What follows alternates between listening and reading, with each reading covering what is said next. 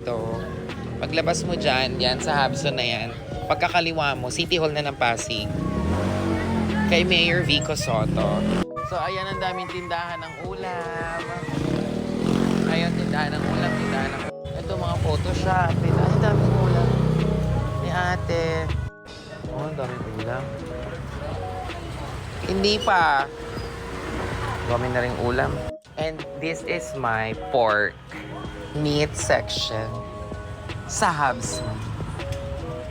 Dito kay Ate Emily P. Meron dito mga fish. Ayan o. Te, Happy New Year, te. So, bibili ako ng manok, atay, balunan, giniling, liempo, pork chop. Baka magbuto-buto din ako. Te, magbuto-buto ka, te? Tsaka ito, laman. Sa tapat nito, gulayan. Magkapatid lang sila. Magkapatid sila nito, tsaka nito.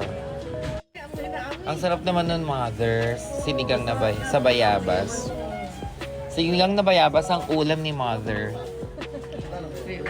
Pahinga akong bayabas, mother. Chares. 3 kilo. 3 kilong manok. May mga problema sila sa pag-ibig sa kabilang tindahan, mga kaibigan.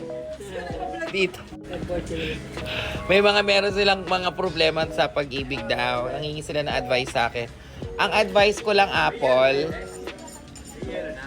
gamitin nila ang pera nila para mahalin sila lalo ng jowa nila. Bigyan na ng pera, madami.